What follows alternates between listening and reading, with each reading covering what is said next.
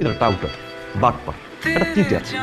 আমি বের হয়েছি আমি সুন্দর মতো করে পড়া রেকর্ড করে দিয়ে দিচ্ছি, তাই না?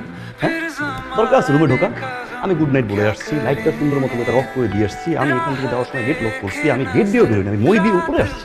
দরকার আছে বাসায় আসায় আমার রুমে ঢোকা দরকার আছে কোনো? আবার বারবার বলে কি এই বাটপার করতে হয়েছে, এই বাটপার করতে হয়েছে, সেটা একটা বড় বাটপার। তুমি তোমার বাপরে চেনো না? বুঝতে তো হবে না, তোমারই তো বাপ, বুঝে শুনে চলতে হবে না, তা তো চলবে না। আমি তোমার খাবার দিচ্ছি। আমার জীবনটা নষ্ট করে দিয়া হারামজাদা কেমনে ঘুমায় রয়েছে।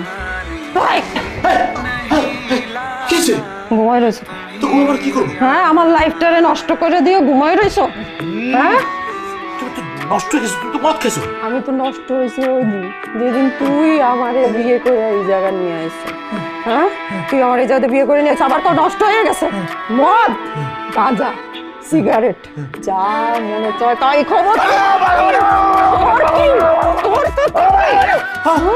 আর মদ, আজকে আমার সব প্রশ্নের উত্তর দিবি ঠিক মতো।